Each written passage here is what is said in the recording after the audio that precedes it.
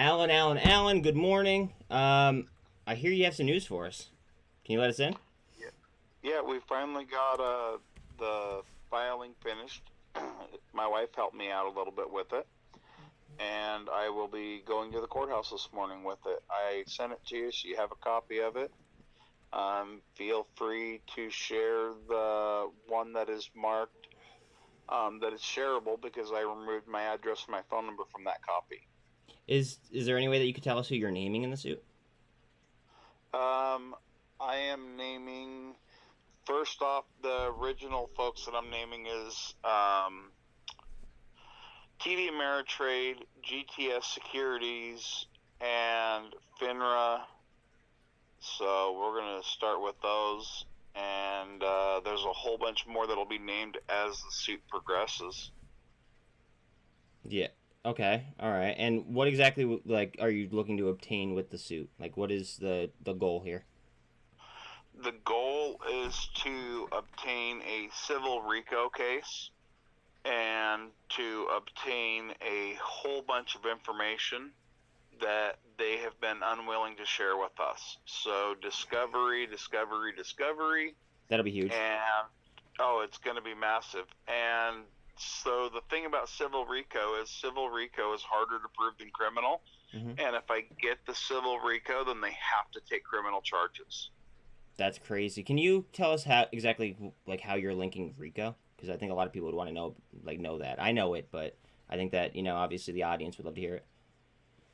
Yeah, so we're linking RICO because we've been able to tie an act of fraud to more than one group of individuals at different companies, and that they worked in concert together to perpetrate this against us.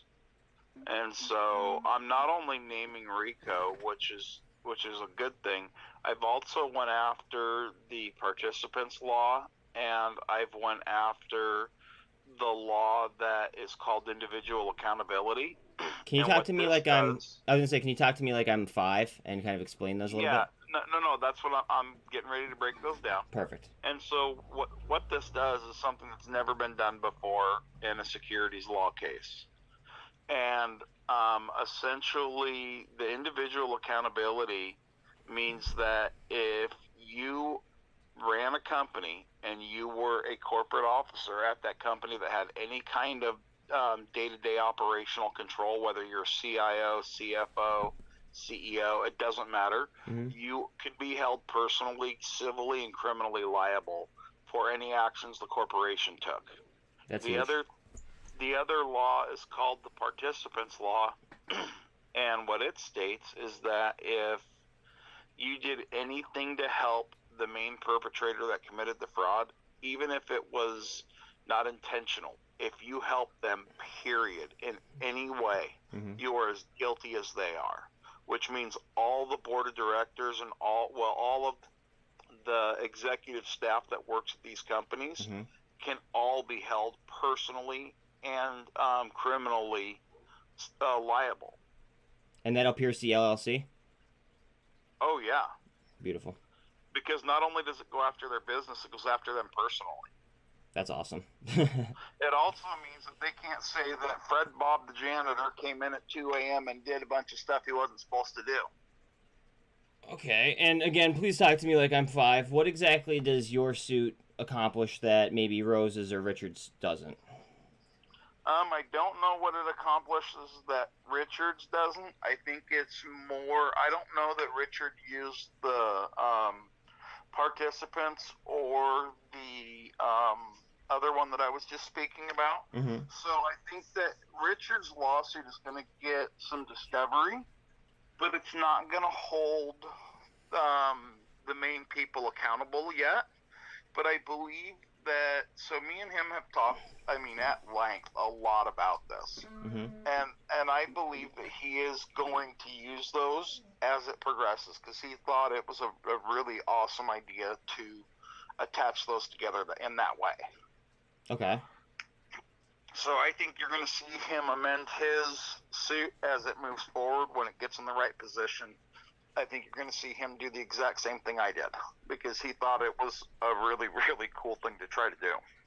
Especially if it lands. I mean, it's definitely a big swing. It seems realistic though from everything that you've told me. It just seems like Well, I mean, it's like the law. exactly. I mean, like it just one thing leads right to another, and I mean it. I mean, you tie it all together, and I mean, when push comes So to the shove, one thing's biggest, right, one thing's wrong. right. So the biggest thing you got to do to use the participants law Yep. is you have to be able to show that it was not only attack on retail, but it was an attack on the U.S. government.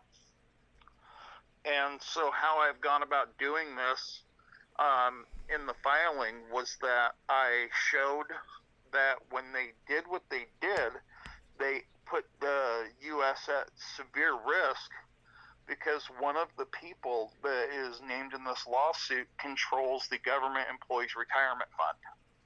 That's insane.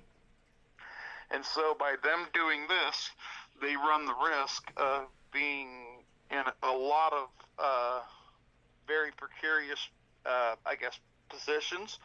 Because if you're convicted of the fraud that I'm suggesting and that I'm proving, and there is a conviction there, let me ask you, can you be a bank or a securities broker or a market maker if you've been convicted of wire fraud? Absolutely not. I'm assuming. No, because you can't transfer money. Exactly. Your ability to move money is gone electronically as a business. And so that very significantly harms their ability to take care of those government accounts, which they won't be able to do. And some of these people that you're naming in this suit, I mean, it's a big deal for them to move money. All of them. It's a very big deal. Yeah, I agree. Man, that's huge news. And, I don't know how available Sean is, but he read it. Maybe having somebody that doesn't understand this stuff that's read it. And I don't mean to say that he doesn't understand it. It's just he hasn't gone through the laws like I have. So, yes, he understands what it says, but he doesn't understand all the precedent cases and all the things that are involved. Mm-hmm. I mean, that's just hard research, though, dude. No, so absolutely. It takes a lot of time. It just takes a lot of time to be able to go through all of that. And, he's got young children and a wife and 2 jobs. So I mean, hell, you've been at this since day one. So, I mean, I'm proud of you. Yeah. And the other folks that we went after was Charles Schwab. And the reason I did that was because in 2019, they bought TD Ameritrade.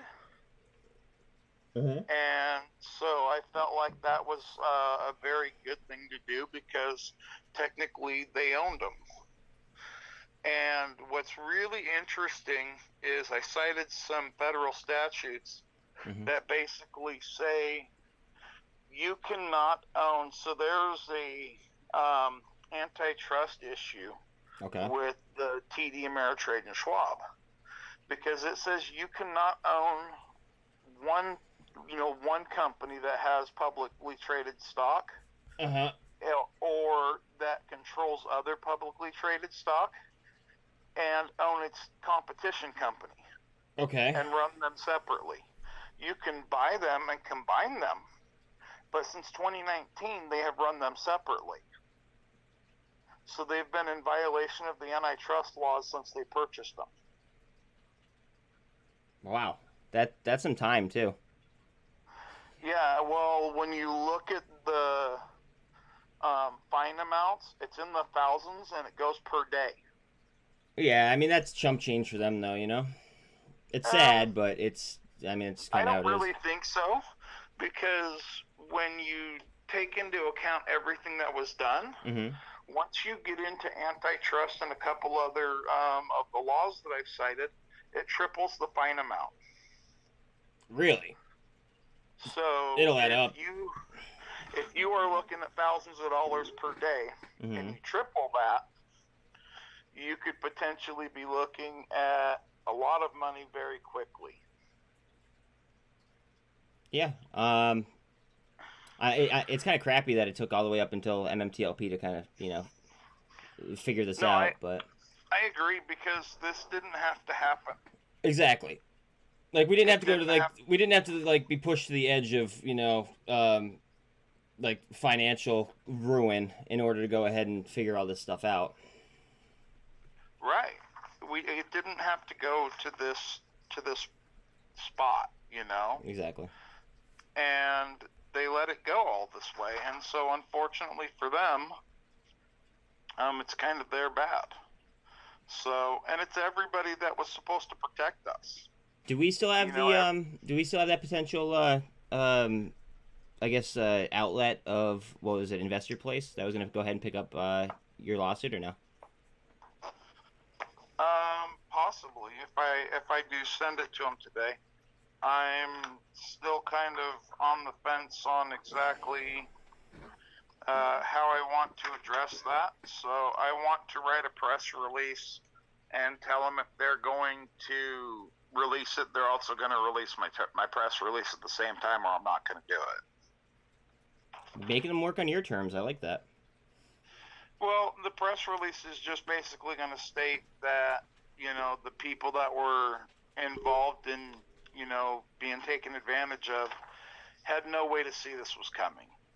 Like, it wasn't because we were stupid investors or anything else. So I've been working on writing something that will basically exonerate the actual investors from anything that they could have done in the way of deed to see that this could be done to them, because that's really an unfair position that a lot of the news media has taken against the shareholders of MMTLP. I think it's kind of reckless for them to like even allow it to trade after it wasn't supposed to trade. Like after they figured out that it wasn't supposed to trade, right? Right. Something should have been done then and there rather than I mean, how about a warning or a public statement from them? Hey, FYI, general public, this just got told to us that this wasn't supposed to be trading. Yeah. I mean, a general warning from FINRA that the brokers had to, or the dealer brokers had to put out to their, folks within their own, trading platforms, that would have probably gone a long way. Yeah. And when do you plan on filing this today? Yeah. Beautiful. It's not. Yeah. Beautiful. So the individual accountability. I'm just going to read you a little part of this. It says, individual criminal sanctions, including prison sentences, are the single most effective deterrent to antitrust offenses. And then further on this, it goes on to say that, their basic goal is to protect consumers, investors, and business entities against competitors who gain unfair advantages by violating the law, and preventing violations of, the environmental laws, and discouraging business practices that would permit or promote whole unfair conduct at the expense of the public interest. And that's exactly what these guys did. Almost verbatim. Like, that's exactly what these guys did. Hang on, my alarm's going off. No, you're good. Give me like 10 seconds. I gotta actually switch dogs here. One wants to go outside, one wants to come in. 1 second. No worries.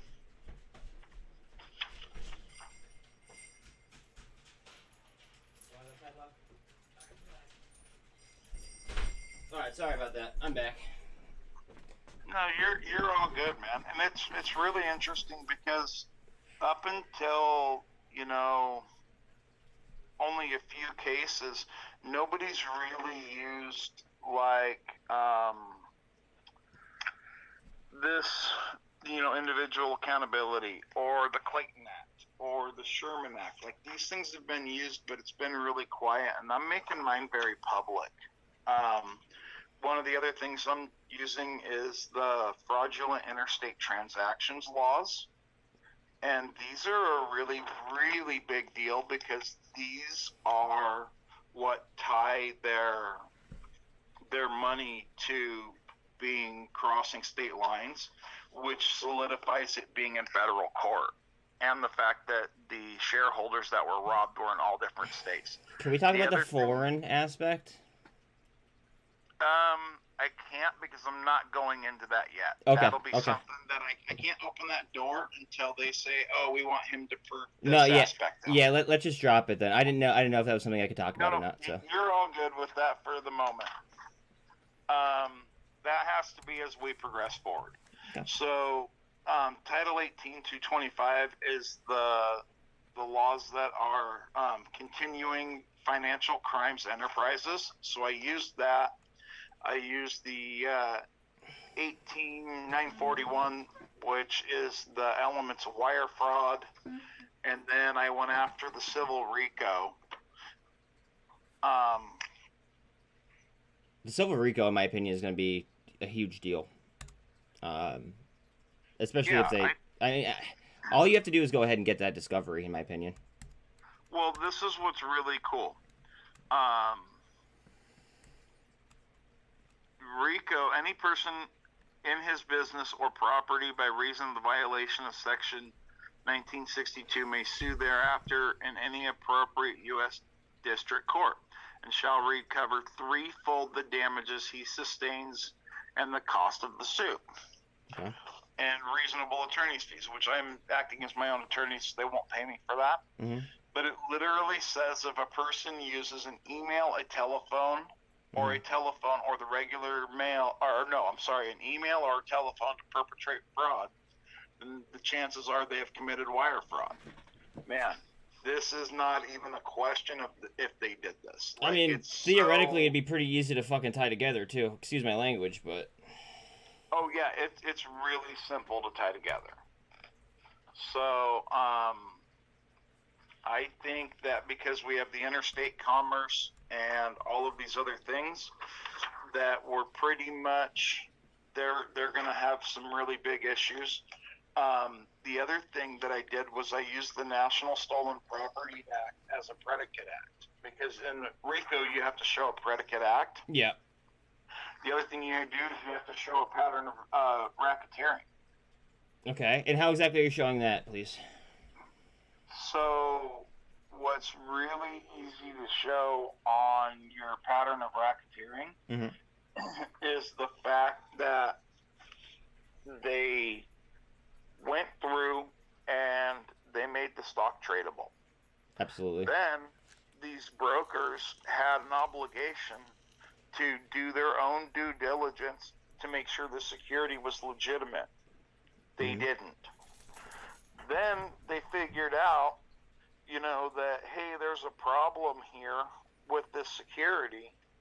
And instead of doing, hey, we're just going to stop this completely and we aren't going to let anybody else buy any more of this, they didn't. They just kept going. So with allowing people to continue to be defrauded, knowing there was a problem, shows that they were in concert with the people that perpetrated the fraud by assisting them to keep doing it. And so it shows a very specific, complete pattern of their racketeering. I mean, at first they went ahead and they had this thing trading when it shouldn't have been trading, and then they sold it short with no expectation to buy it back ever. That's... God, that's such a problem. Such a problem. Right. They're going to have a really big problem because under the pattern of racketeering, it just has to state that they intended to address, pattern of racketeering intended to address repeat rather than one-shot criminal activity. So if you can show that they repeated the action over and over and over again after they knew that was a problem, then that covers that portion of it, and it's over. Question for you: that point. If they don't admit that they knew that it was a problem after they allowed it to trade, even though it shouldn't have been trading, right? Do you think that would be enough for them to get out of it, though? No. I mean, I would hope not, but I figured it's worth the ask. No, because here's the thing. They didn't find out after it stopped trading there was a problem. Oh, yeah, they knew. They knew way beforehand because people were calling in, and they were giving different information to different people. So they knew way far in advance. Yeah. So there's this other thing that I'm using that's very interesting. and it's called Trusts and Territories or District of Columbia Illegal Combination of Felony. And what this is it means that if you have a trust, otherwise, or conspiracy to do the restraint of trade or commerce in any territory of the United States, the District of Columbia, and basically it goes on to say that if you did anything to restrain trade that crosses state lines, that there's $100 million fine per corporation and $1 million fine per person that did it. And because you're hitting them on the civil RICO, they might get hit individually too, right? And that's my attempt, is to hit them all individually, and not just the corporations, but the people that run the corporations. I mean, that'll be a big individual fine as well. Yeah, it's going to be a big pain in their ass when they have to go and look at this, and they've got to defend themselves on 20 different directions. Because I went with teeth with this, man. I got tired of these guys doing stupid stuff, and so I wanted to come at them as hard as I could, you know? I mean, you spent the time on it. I mean, you're obviously more knowledgeable than anybody that I've come across on this topic. Like, absolutely. So, thank you for sharing absolutely everything with us. I mean, it means more than you know to keep us all updated. No, you're good, man. I think that, you know, the other thing that I went after, just, you know, really quick, was the deceptive trade practices. This is really important because of that allows me to basically show that they did this, and they did this in a way that they were trying to hide it. And so it basically ties every single little thing together. I also went after some Delaware laws, and so I have really just decided that I'm tired of sitting back waiting. I was tired of these guys doing this to all these people. And so I could have come out with mine a long time ago if I didn't have a lot of problems, but I also could have come out a long time ago if I didn't want to absolutely just go with the hardest punch I could take. Because at the end of the day, these aren't little people. And they're not folks that just lay down and roll over. Like, if you take a shot at one of these guys, man, you better knock them out, because if you don't, you're done. These guys don't play nice, and they have attorneys that are $4,000, $5,000, $6,000 an hour.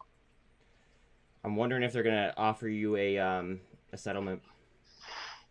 I think they're gonna have to after their attorneys review what I've submitted. I don't think they're going to have a choice.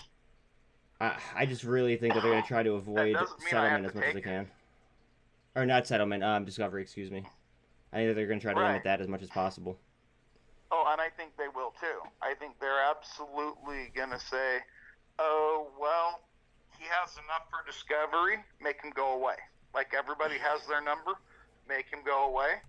And I think they're going to find that I'm really kind of financially motivated, but I'm very much emotionally motivated because of the MMTLP family. And so they're going to have to do a lot of things that they want me to settle. And I mean, it's going to have to be big. They're going to have to make some very serious changes.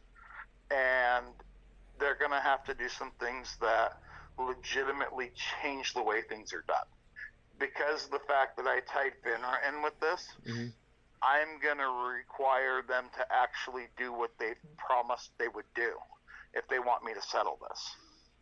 Mike is messaging here in chat. He said to ask you about how you're doing emotionally regarding all of this, and that's a very fair question because I know you've been at this and you've been giving it your all.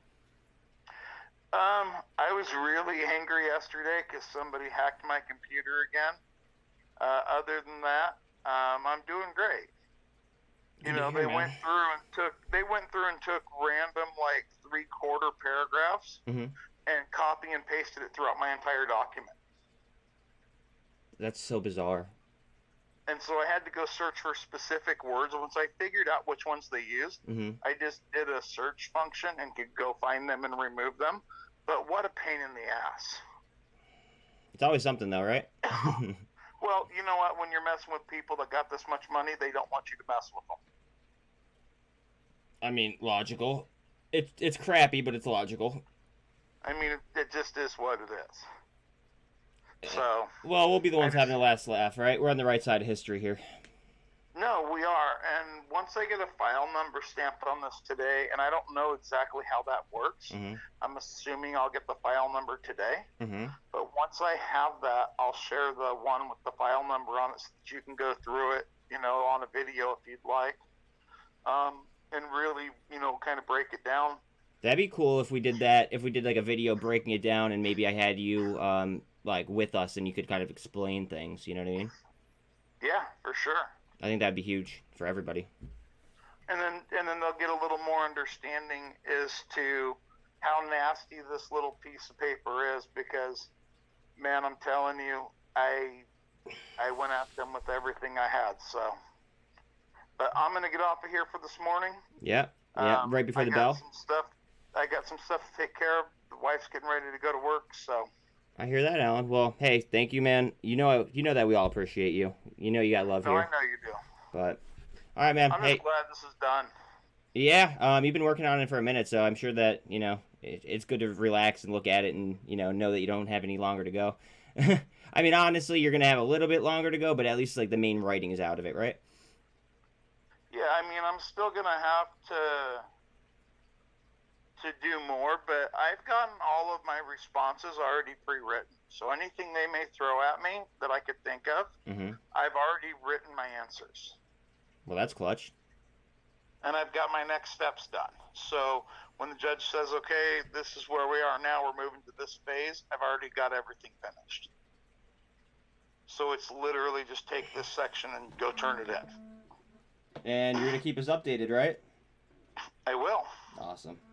All right, Alan. Well, hey, you know that we appreciate you, like I said, and you're going to be in live, right? You're going to be hanging out? Oh, yeah, for sure. Okay, cool. All right, man. Well, hey, appreciate you, and talk to you later, all right? All right, later, bro. All right, bye. Again, please like and sub, guys. Totally free to help me out. Later.